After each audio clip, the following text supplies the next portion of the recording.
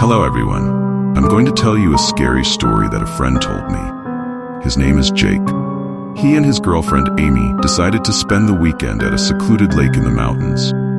Amy and Jake, a young couple, decided to spend the weekend at a secluded lake in the mountains. They rented a small house on the shore to take a break from the hustle and bustle of the city and enjoy the silence and nature. Arriving there, they were fascinated by the beauty of the place. Crystal clear water, dense forest and mountains reflected in the lake. The first day went well. They walked through the forest, swam in the lake, and enjoyed the evening bonfire. But when the sun set, the atmosphere changed. The darkness came quickly and was almost tangible, and the sounds of the forest became more threatening. They were sitting around the campfire, telling each other scary stories, when they suddenly heard a strange noise from the forest. It was an unusual animal sound, more like a quiet but distinct whisper. Jake offered to check it out, but Amy insisted on staying by the campfire. The whispers grew louder, and soon they noticed strange lights flashing between the trees. Amy took a lantern and lit up the forest. For a moment, they saw a silhouette standing at the edge of the forest, but when the beam of the flashlight touched it, the figure disappeared. They decided to return to the cabin, closed all the doors and windows, trying to feel safe. The night dragged on endlessly, and the whispers did not stop. Amy couldn't sleep, and when she got up to drink water, she saw footprints on the window, as if someone had passed their hand over it. Jake woke up and decided to go outside and see what was going on. He took a lantern with him and went to the lake. Amy stayed inside, trembling with fear. A few minutes later, she heard his screams. She rushed to the door, but before she could open it, Jake ran inside, his face white with horror. Jake slammed the door behind him and began to speak haltingly.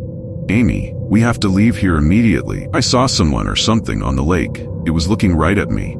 Amy, feeling cornered, asked, "Who was that? Are you sure?" Jake was trying to catch his breath. His eyes were full of horror. "It's not a person, Amy. It was something else, something sinister." Suddenly, all the windows and doors began to shake, as if someone was trying to break in. The whispers grew louder, turning into an ominous chorus of voices uttering incomprehensible words.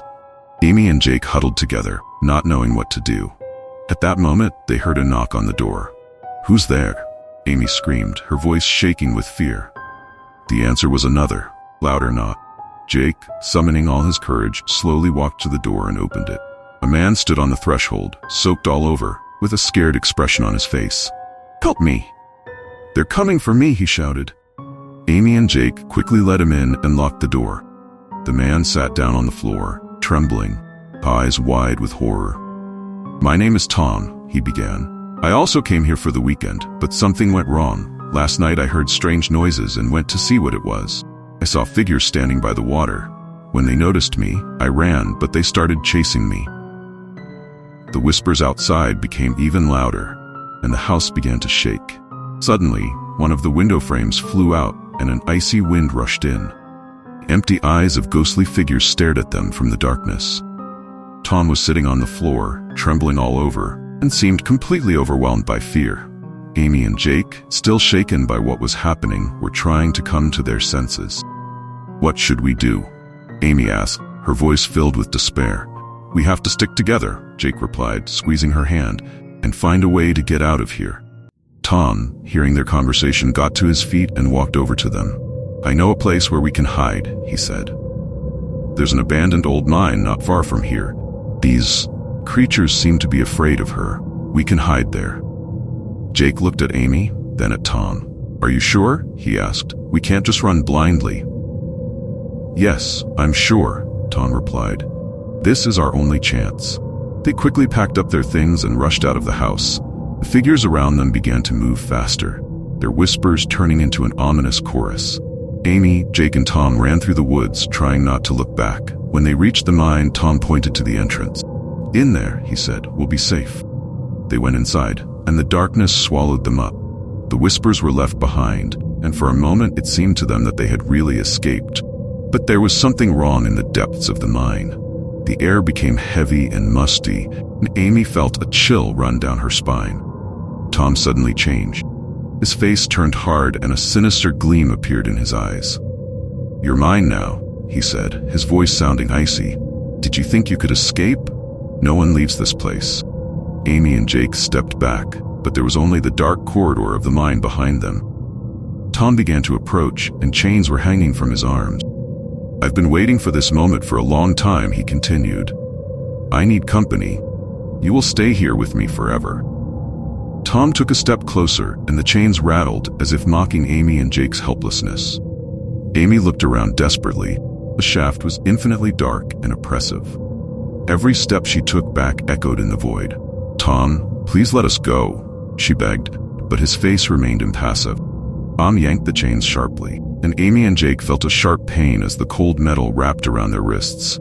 Their attempts to resist were futile. Tom pulled them closer with a manic gleam in his eyes. At that moment, the mine began to fill with cold and ominous whispers. But then, in the midst of the horror, another man appeared out of the darkness of the mine. His clothes were torn and dirty, and his face was haggard and pale, like those ghosts that surrounded them. Amy and Jake didn't know who it was, but his presence was strangely hopeful. "Leave them alone, Tom," the stranger said in a trembling but determined voice. Tom stopped, his eyes narrowed in anger. "Who are you to order me around?" he growled, the chains in his hands cracking like a snake ready to attack. "I was one of your first prisoners," the man replied. "My name is Mark. I've spent years here trying to find a way out. I've seen you ruin a lot of people, but this has to stop." The ghosts seemed to come alive at Mark's words. Their whispers grew louder, and they began to surround Tom, as if recognizing Mark as their leader. Tom yanked the chains again, but at that moment, one of the ghosts grabbed his arm. A cry of pain and rage burst from Tom's mouth. Mark took advantage of the moment to break the chains, freeing Amy and Jake. "Run! Stop it!" he shouted. "I will detain him." Amy and Jake, although they were in shock, ran without turning around. Mark remained behind, his figure gradually disappearing into the shadow of the mine. Around him, the ghosts began to shrink into a ring, engulfing Tom and his chains. The last thing Amy and Jake heard was Tom's heartbreaking scream before the silence swallowed everything up. Amy and Jake burst out of the mine, their hearts racing. For the first time that night, they felt rays of light breaking through the darkness. They reached the shore of the lake and fell to the ground, exhausted and overwhelmed with horror from what they had experienced.